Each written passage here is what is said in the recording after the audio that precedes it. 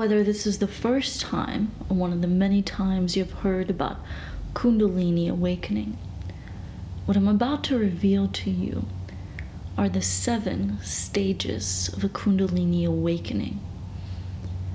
Many become very confused about Kundalini. They believe it's an instant experience, and they might begin to feel physical sensations. But Kundalini is so much more, and to truly complete a Kundalini awakening is a powerful process, a process that many do not come to complete because they do not understand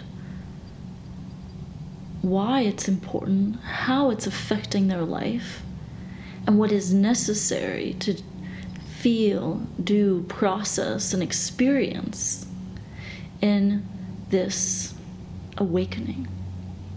So let's start from the beginning. What is Kundalini awakening?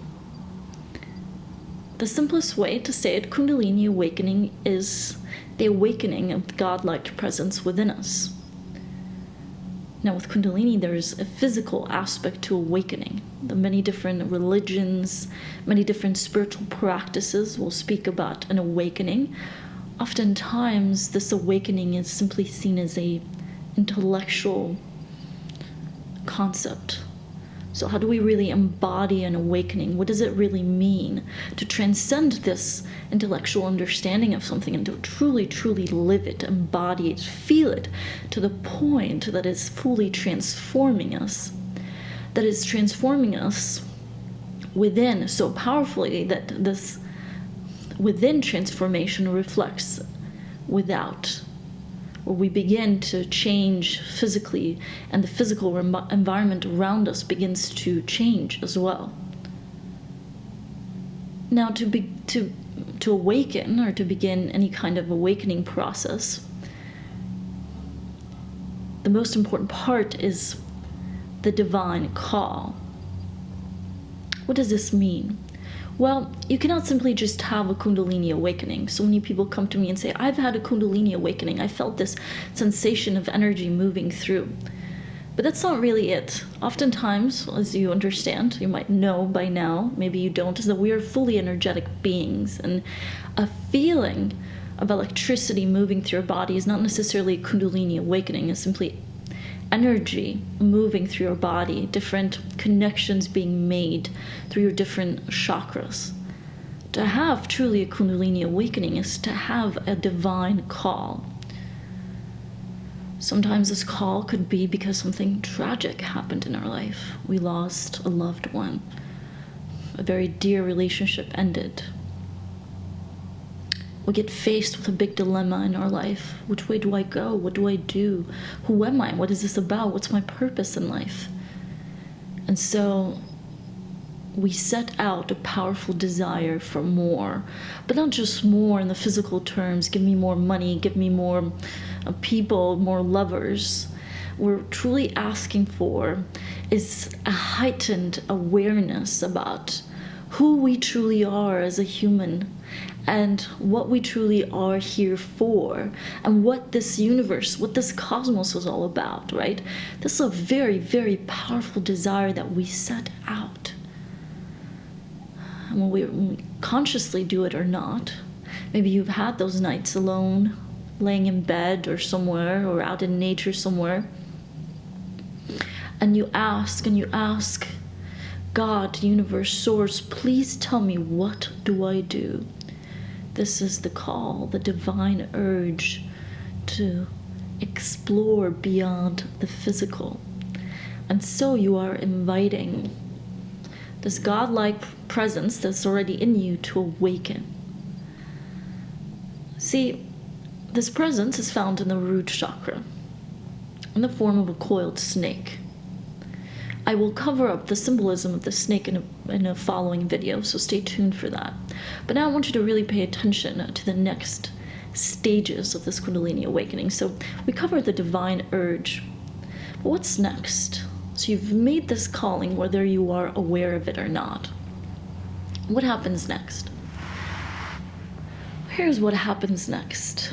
You make a calling, and maybe you start some kind of spiritual practice. Maybe even you start Kundalini practice, Kundalini meditation, different forms of breathing, to begin to feel this energy in you, to become aware that you are first and foremost an energetic body, an energy. Yours another form of manifested energy, right? Just like everything else around you. And as you become aware, you might even feel this energy move through. So this energy lays dormant in your root chakra. So what does this mean? Well, the root chakra is you in the physical world, you in the mundane world. You going to work, going to the gym, taking your dog out for a walk. You're in the conscious.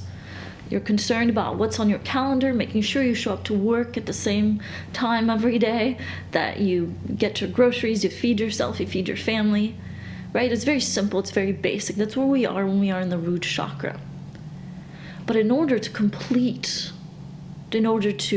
continue the awakening, really, we must go into the unconscious.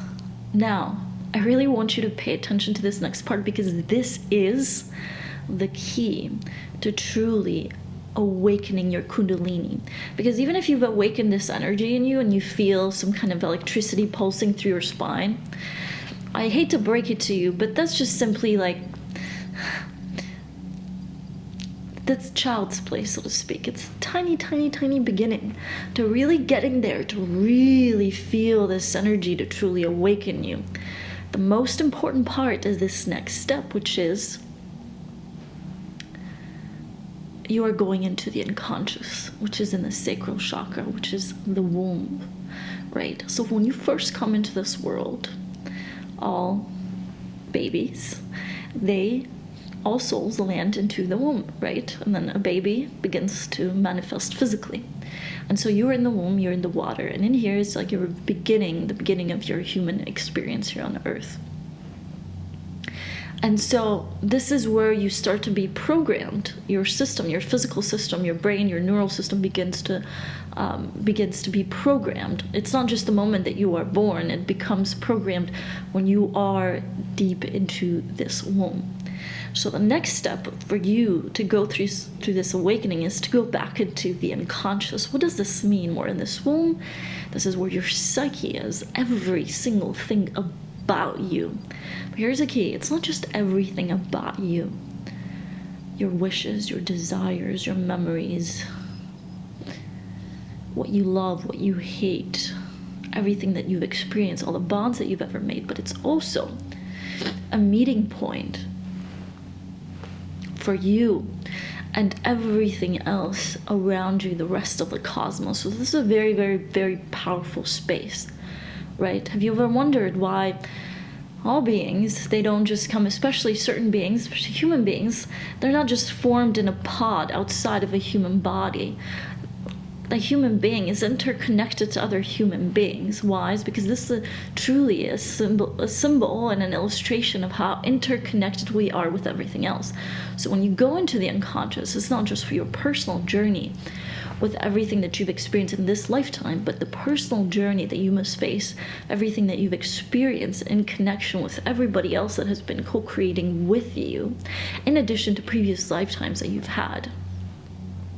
So when you go into this unconscious, there's one thing that you must really face and understand.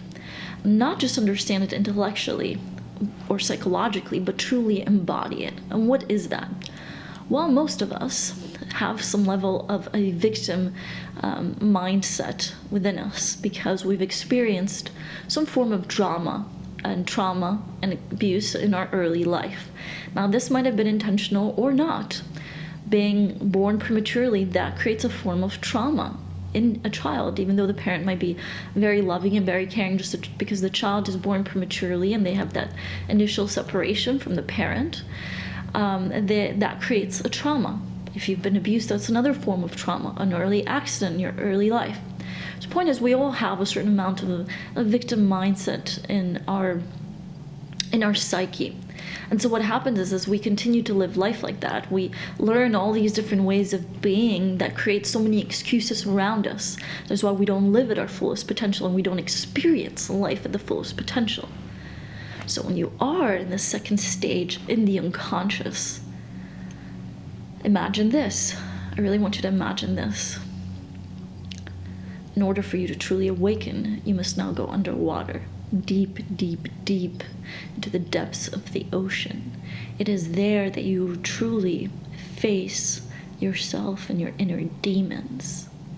But here's the trick. As you go in there, you might look at yourself as a bit scared that you have to face this demon. Or maybe you see yourself as this hero who's going to defeat the demon. But the trick is, you are the demon.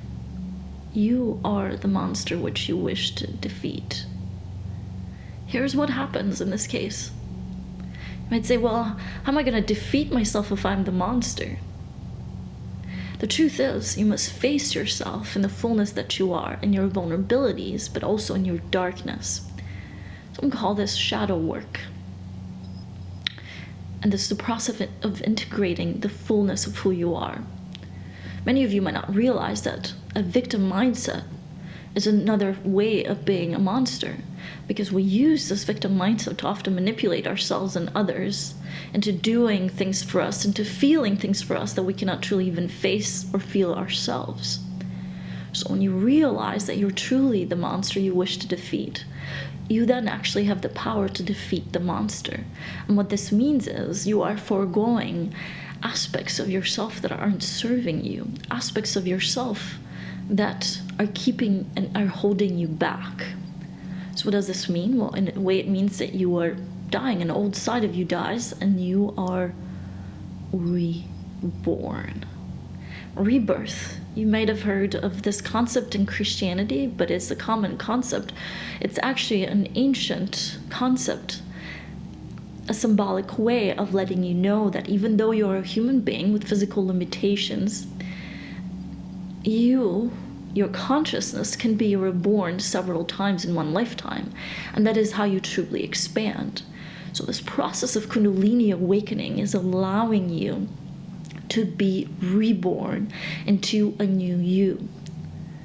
And a new you meaning you integrated fully, seeing yourself in your fullness, seeing yourself in who you really are, and breaking down those illusions that you might have about yourself and others. And truly, truly, when you truly face the demons and you see yourself mirrored, that you are the demon, all that BS, all that bullshit built over the years of you making excuses, of seeing yourself as a victim or a weakling or some other version that holds you back from seeing yourself as Source sees you, all of that falls apart. And then in the next step, you can begin to enjoy this wisdom, this beginning wisdom that you are gaining from this awakening. You are now in your third chakra. You are now being reborn. And as you are reborn, you come out of the water. What do you feel? You feel the sunshine, the light, and it feels amazing and it feels good, and you begin to feel a certain level of lightness. Now, you can truly begin the process of enlightenment because you have survived the biggest challenge. You have survived it and you've been reborn.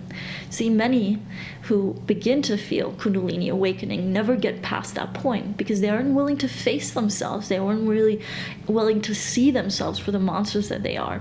They really just want to continue living a certain way and just kind of tiptoe into the water, right? Imagine walking to the edge of the water when you're required to really truly go underwater. They just tiptoe their feet and they say, haha, this is so cute, okay.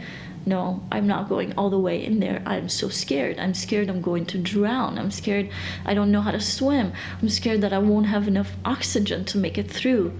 They lack the trust. When you are willing to truly dive deep underwater, deep into the depths of who you are, that is then that you will find the strength to defeat the monster. And so, you have defeated the monster. You feel the sunshine. You might even feel a bit exhausted after the stage, but it's a good kind of exhaustion Have you had those experiences in your life where you've done something so powerful that afterwards you feel so exhausted, but you also feel so good? Maybe when you first started working out, if you're somebody who hasn't really worked out and you first started working out, maybe you work out all the time, but you have this incredible workout session, you've really challenged yourself and you're so exhausted afterwards, and yet it feels so good. Well, now you can begin to enjoy the jewels of wisdom from surviving, truly being rebirthed. So what's next? Well, next, as this energy moves, it now can begin to move with more ease. So to move from the third chakra to the fourth chakra is a little bit easier as you allow yourself to see the sunshine, to see the light around you, and not to judge the dark, but to see the fullness of all that is. See, many people see everything as black and white, right? I hate it, I love it. But as you enter this stage, you begin to see the fullness of all that is without judgment. And then you begin to get into your heart chakra. And this is where the beauty is. The heart is the center of the body. The heart is also the first organ to begin developing in a human fetus. Isn't that interesting? Also, the heart is the first place we begin to enter ether. This is when we begin to uplift from our earthly experience. But see, I have to go back here and to remind you that the only reason you can get here is because you really went deep, deep, deep underwater, right? Not only were you in the earth, but you went underground, underwater, right? This is really important because many people want to skip this process. They say, I'm feeling so lighthearted. I feel so good. Everything is amazing. And then a moment later, 2 months later, 2 years later, they just plummet again. Why? Because they didn't really go in deep and become so grounded into the earth so they can also uplift. Because you have to understand that you chose to come to earth so you could experience an earthly experience, not so that you could escape it. Many individuals want to escape earth because they feel so uncomfortable, because they feel so still caught up in the past and they're not able to fully see themselves for what they are. And as a victim, they always feel so wounded and hurt, so they want to escape, and so they want to skip all these steps and just uplift. But to truly uplift, when you truly uplift and you reach the heart chakra and you take breaths, you begin to feel source. You begin to feel your spirit embodying you. Many people hurt and feel separated and create separation and pain in their life because they feel so separate from their spirit self, from their soul self, from source. And this is the place when you truly begin to feel the oneness that you have with your spirit. And then more that you begin to breathe in and to begin to live from your spirit self, you begin to make this connection, this deeper, higher connection with source. And the easier and the more flawless will be the next level of awakening, which is awakening of your throat chakra. Not only here is about self-expression, but this is when you truly begin to live an emotionally balanced life. Now, most people are in reaction to their emotions. Now, how do you understand this? I want to ask you something. Have you had those times when maybe you watched a movie and it was so emotionally touching, or maybe you had an experience in your life, maybe it was anger, or maybe it was sadness, and you feel, especially with sadness, a rock right here. You feel your throat closing, right? Oh, it's closing. And your eyes start watering, and you feel emotion, right? You feel emotion. You feel overwhelmed by emotion. When we open our throat chakra, and imagine the opposite, you see something, but instead of being reactive to it, you really see it for what it is. And instead of your throat closing up and becoming tense, you open up and you expand. You feel yourself expanding. You feel compassion, truly. See, most people have a hard time reaching this level as well because they are so much in emotional reactiveness. As also, creation is so important. When you are in emotionally balanced, you are in a state of flow. Things flow in and out of you, right? This energy is flowing, it's flowing, it's flowing. You sense this? I want you to imagine that energy is flowing and you're able to express yourself and to experience yourself and to express and to experience fully everything that is around you. You feel that? You feel how empowering that is? You might even sense yourself purring a little bit, yeah? You feel that sense of wow. Not only am I in this physical reality, but I'm experiencing it from a spirit level, from a heart level, right? From the ether, every breath that I take. But now I'm able to share this experience with others, right? What is expression? It's a form of sharing, right? And what are you sharing? The more clear now that the energy is moving through, the more you are sharing love, the more you are sharing joy, the more you are sharing creativity, creation. The way that you are creating from this point on is an uplifted way of creating.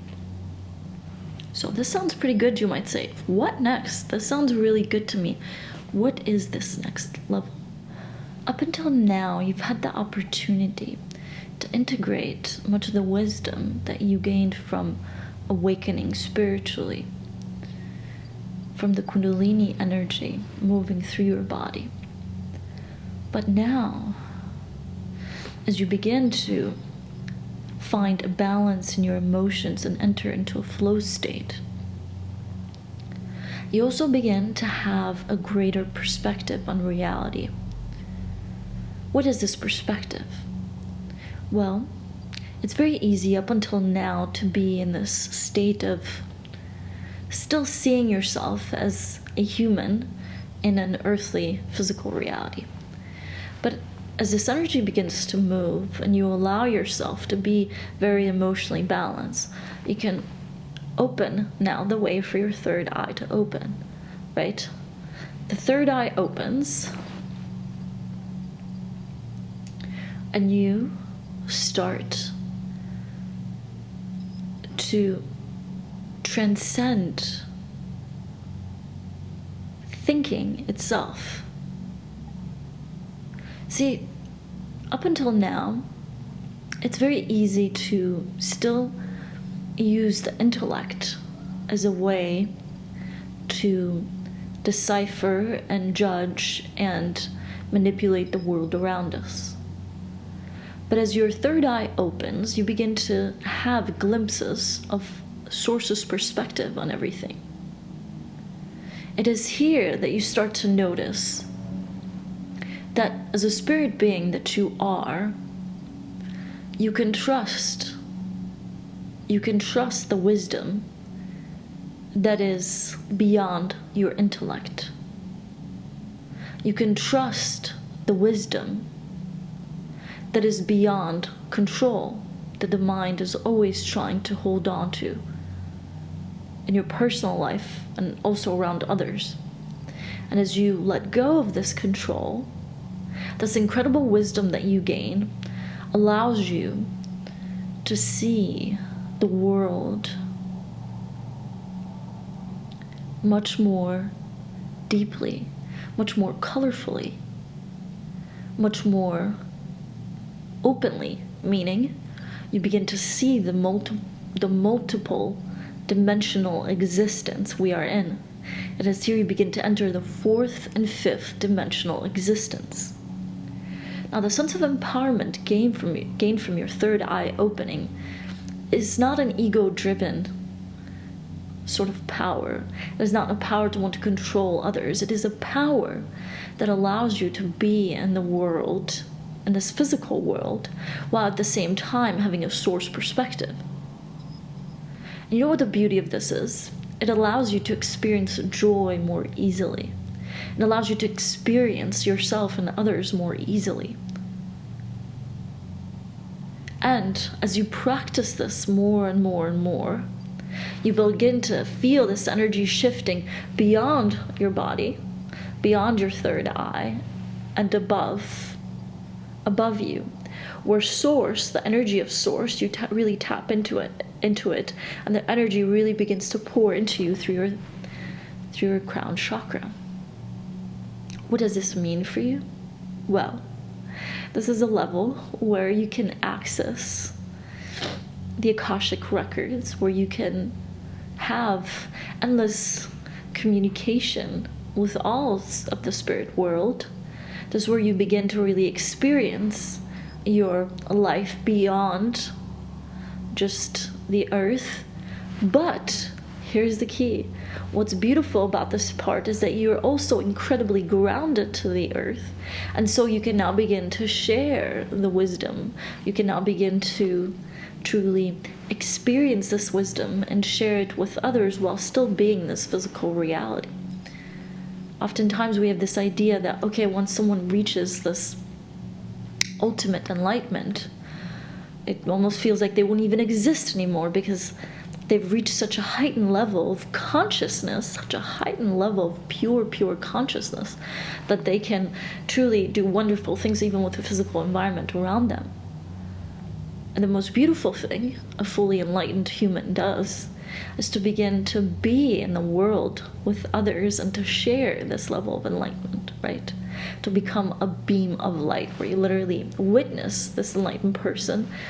You cannot even witness their physical sense. What you witness is pure light, this energy manifested in a completely new and empowering way. So, as you are on this journey of awakening, on this journey of reaching enlightenment, of reaching joy, you must understand that it's not so much about reaching something. It is about seeing it in your moment life. Because every moment counts. And right here, right now, is an opportunity for you to witness the most enlightened moment of your life. Right here, right now, you're witnessing it. And the more and more that you see that, the more and more you'll begin to experience life by transcending space and time. Because as you reach the higher levels of awakening, 5 minutes of pure ecstasy will feel like 5 centuries, and 5 centuries of pure ecstasy and joy will feel like simply 1 minute. That is when you are truly beginning to ascend, transcend, while experiencing a physical reality. It's this incredible amount of freedom that will allow you to experience more of your day-to-day life more fully, to connect with yourself and others more fully, and to truly taste the deliciousness of life.